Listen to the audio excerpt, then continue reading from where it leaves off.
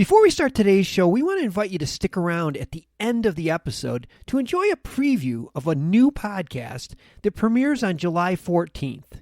As the industry's exclusive cannabis podcast network, MJBulls is proud to present Women Leading in Cannabis. Join host Kira Reed each week for inspirational discussions with women who are leading the cannabis industry.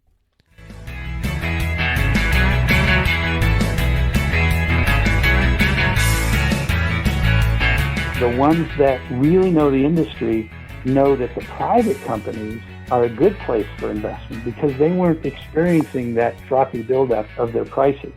And so I think the key thing that they'll be looking for in their search for new investors is investors with experience and patience. And those will be the only ones I think that are going to play in the market right now. This is a good time to try to find those. It's not easy, but they're there. From MJBulls Media, it's the Raising Cannabis Capital Show.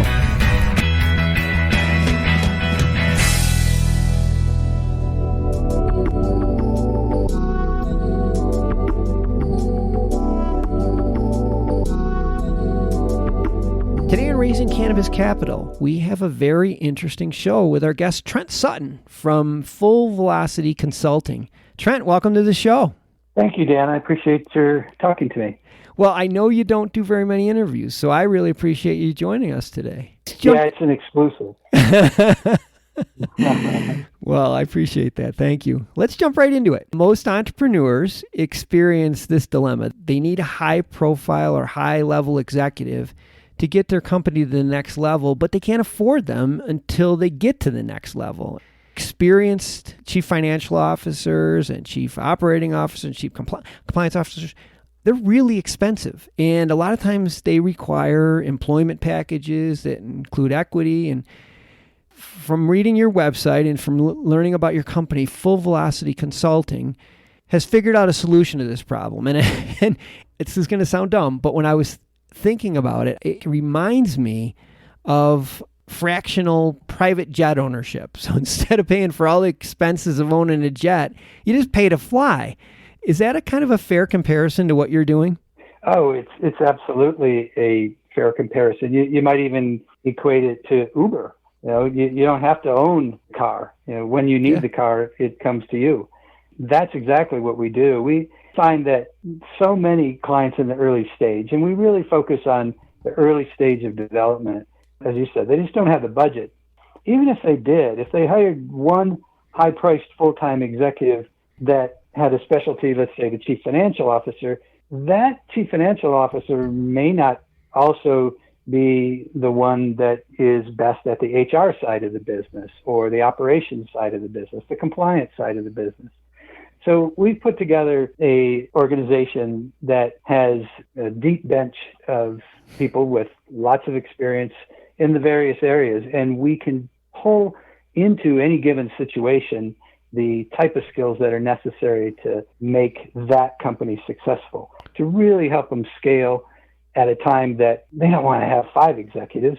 They can have a whole team of 5, but for the price of 1. Yeah, I think that makes so much sense, especially now with the current crisis that we've all been experiencing. It's forcing businesses to sort of rethink how they're running their business and making some cuts. And I think you're perfectly positioned right now for the services that you're offering for these type of companies that, they needed to make some changes or put things on pause, but they really don't. They can just fractionally own a CFO from Full Velocity. Yeah, exactly. We have been amazingly busy during the pandemic. The microphone and the Zoom conferences are really been very effective for us. And we've been able to actually do a little bit of traveling when we have actually some clients that are considered essential, that are producing equipment and materials for the pandemic. So we do end up doing some traveling, but very often we can do a lot of the work that we do remotely. As a CFO that's on a fractional basis, I can get into a situation and I can realize that certain other aspects of their business, maybe even just all the way down to the controllership level or the bookkeeping level, really needs to be tightened up.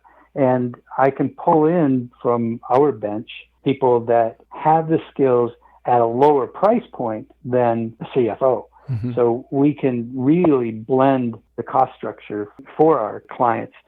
That's obviously particularly important today when costs just really have to be controlled, because the fundraising market is uncertain at the moment, and so is the sales market. So companies, I'm finding, are wanting to really just hunker down, shore up their internal procedures, make sure that their cost structure is at a minimum, but still having the ability to perform day-to-day business. Yeah, I think that's a really nice service, because I don't want my CFO making entries into my general ledger. It's nice that you have other people within your team that are at a lower rate. I always hesitant to outsource because, I guess as an entrepreneur, I was just overly optimistic. And I just said, well, eventually I'm going to need this person, so let's just hire him now, bite the bullet, as opposed to dealing with some sort of transition. But, I'm reading your website, you help these companies when they're ready to bring on a full-time person. Yeah, absolutely. I mean, the long-term goal is to replace ourselves. So we go in knowing that we are not going to be the long-term solution when they get to a certain point that they need a full-time staff or several full-time C-level people, perhaps. But sometimes that could be a year, could be 2 years. It might only be 3 months. I mean, I'm working with a particular client right now that's incredibly exciting, and they've just needed so much to clean themselves up, to be ready for investors. We were parachuting in the Italian paratroopers to get the right people in the right positions. And now we're replacing ourselves in each of those positions so that they didn't have to figure out who was the right one. We could drop in, we could get each of the roles done, the right people in the right seat on the bus, and then we replace each of those along the way. And it's quite possible in that scenario that they may not be ready for a full-time CFO, and I'll probably stay on 15 to 20 hours a month overseeing the entire operation after we replace those people in the more cost-effective seats. Well, you started talking about raising capital, and the name of the show is Raising Cannabis Capital. It sounds to me like that's one of the roles that you guys play, is helping companies raise capital. Absolutely. And helping them raise capital, helping them be in a clean position in their books, being a company that has financial discipline, even more so now. But it really has always been the case that sophisticated investors really want to know who's protecting the house. And to them, the house is their money. Mm-hmm. And so the need for a really serious approach to finance and accounting goes beyond just the internal need. It also goes to the way you relate with your investors and whether or not they even choose to work with you. Yeah. I suspect that investors, it probably makes them happy because they're used to working with your caliber of people.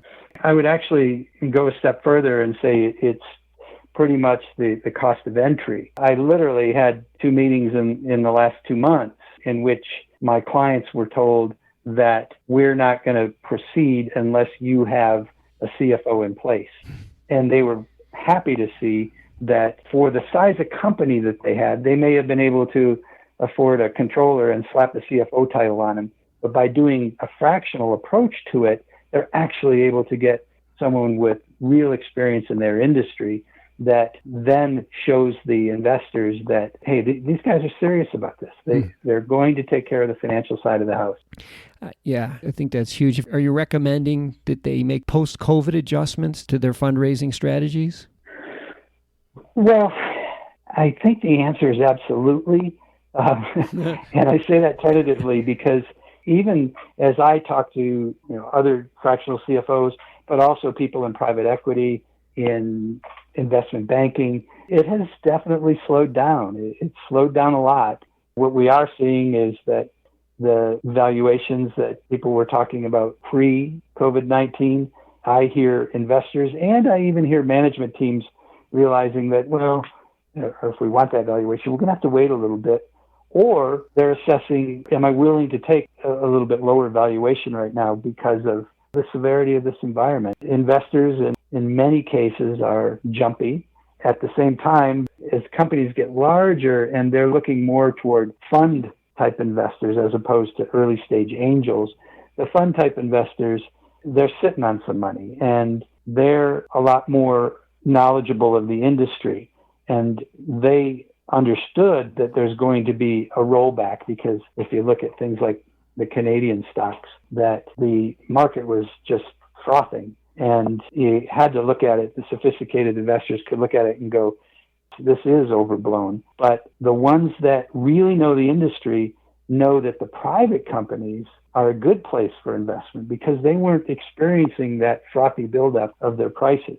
And so I think the key thing that they'll be looking for in their search for new investors is investors with experience and patience. And those will be the only ones I think that are going to play in the market right now. This is a good time to try to find those. It's not easy, but they're there. Yeah. And those investors that really know the industry can look at this like this is a value time for them to invest because they know that valuations are going to be a little bit lower. That makes sense. That makes a lot of sense. You know, if you're out there right now and you're thinking, well, I've been going to put this thing on hold for a little bit longer, maybe it's time to rethink that strategy. And if you want to reach out to Trent Sutton at Full Velocity, we'll have all his contact information in the show notes or at MJBulls.com. Trent, I appreciate you being on the show today. This is really enlightening. Well, thank you very much. I really enjoyed talking to you.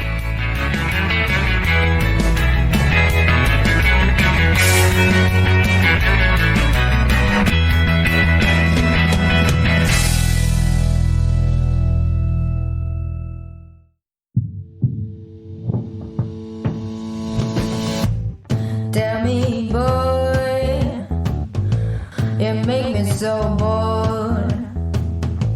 You need to walk the other way. I tell you once more. Please get out of my way. I don't want you no more. We're done here, boy. I know you think you're so fine, but you can't see it. I've been wanting to unwind.